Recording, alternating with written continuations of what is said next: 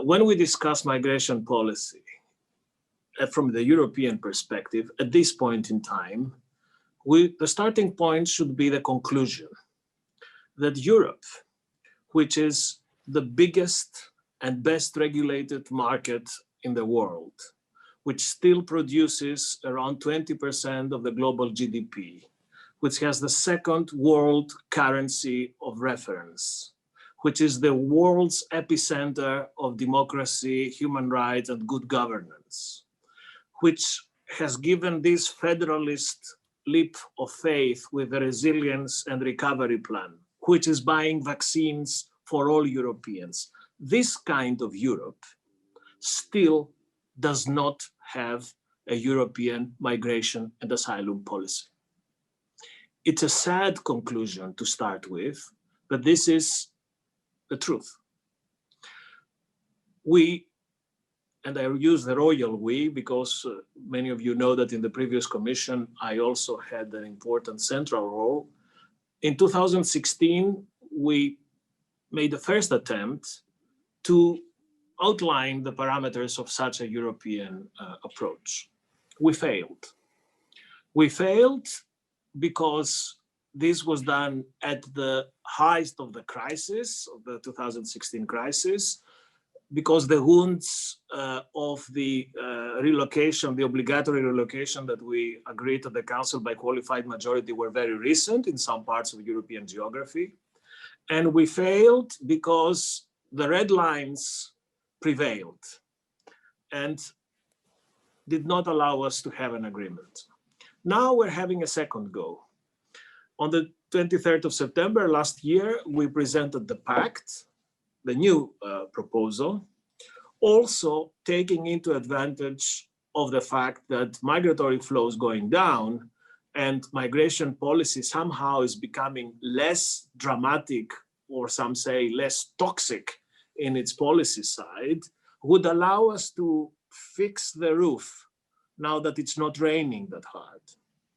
And the essence of our proposal of last September can be better understood by applying a metaphor of a three-story building, a building with 3 floors.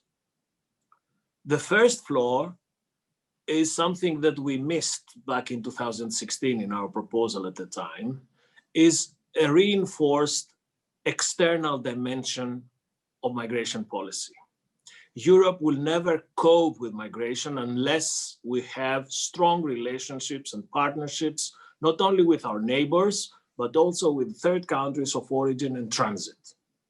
And in doing that, we should create opportunities for the people from these countries to have a better life there, and at the same time, prevent movements and fighting the business model of the struggle of the smugglers and creating more resilience in the third countries' borders and migration systems.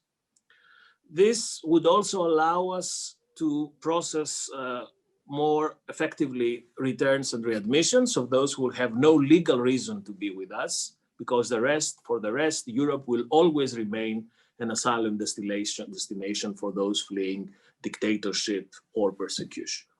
So we need these partnerships with third countries. And it's not only a question of money. We will mobilize everything we have at our disposal at EU level. Of course, investments, but also visas, trade preferences, Erasmus scholarships, everything Europe can offer to make these win-win partnerships on migration possible will be done in the months and years to come. The second floor of the building is a comprehensive policy for border management and border procedures. Europe's external borders will have to be guarded. This also means 2 things. First, that with our ever increasingly powerful and relevant European border and coast guard capacity, with a standing corps of 10,000 border guards and coast guards with their own means, equipment, uniforms, EU logo, will be performing the necessary, I would call it federalized management of our external border, instead of simply letting our first line member states to cope alone with their own means, or using ad hoc solutions as we've been doing so far. Second element of the border procedures, we will introduce for the first time effective border procedures at entry points that would allow us to process very quickly everyone who arrives at our borders, and being in a position to determine very quickly, very efficiently, who will be going back, who will be subjecting to normal asylum procedures, who will be relocated, and so on and so forth. So this is the second floor of the building, equally important than the first floor. And the third is, of course, a system of fair internal rules for solidarity and burden sharing.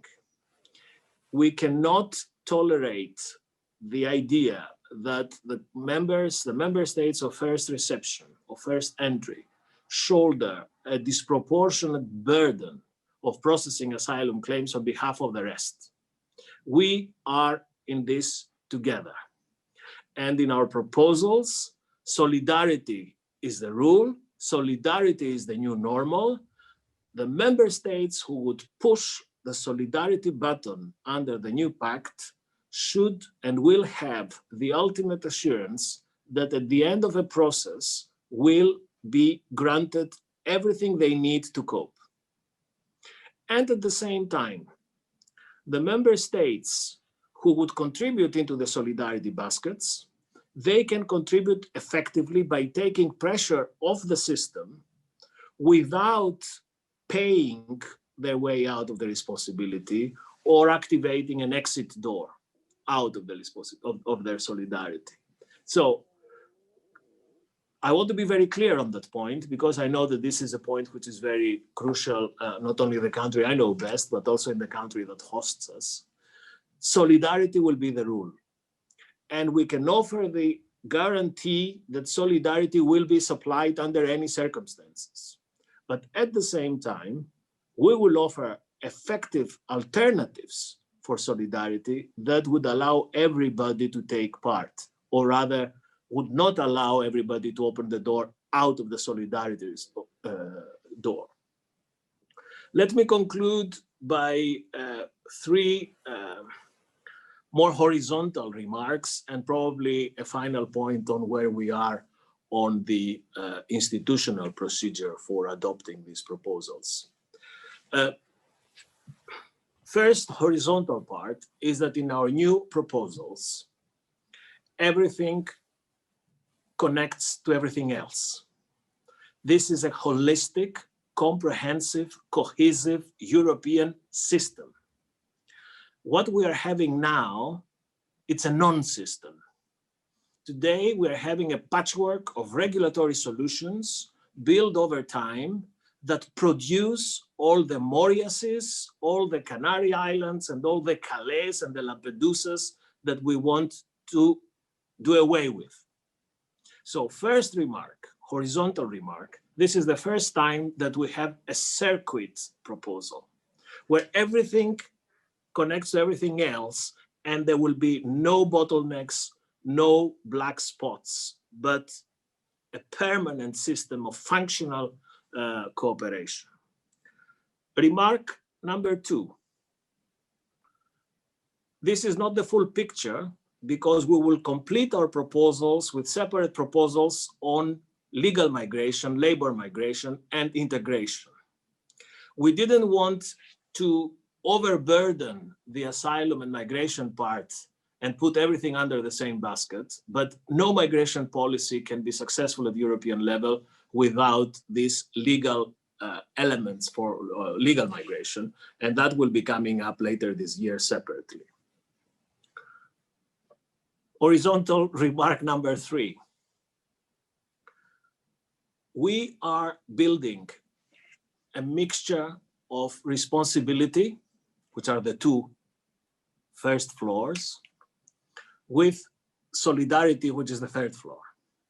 Without this equilibrium of solidarity and responsibility, Europe will never have a migration policy. And the reason that we failed back in 2016, that this was a proposal from the heart, and the proposal where the responsibility elements at the time were missing. The European border procedures missing, the reinforced Frontex missing, the external dimension missing. So we asked for solidarity without building the responsibility part. Now this has been addressed. So we hope that as a result of this proposal, which may not be ideal to everybody, but this is the only proposal we feel creates the condition for an agreement, or put it differently, it's a proposal that crafts a landing zone where everyone can land safely and in agreement with each other. Of course, the pandemic did not help us, because such a difficult this negotiation requires lots of personal contact, lots of corridors talk, lots of smaller group discussions that we missed under the German presidency. But we hope that our Portuguese friends will speed up the procedure. We are in very close contact with them, because there are two big fights coming up against populism and the Eurosceptic extremism in the political spectrum of Europe. The German election in September and the French presidential election in May next year. In these two battles, the populists will try to craft the political argument that Europe is unable to sort out migration, and that Europe suffers from migration because, Europe cannot provide. And this argument we should demolish.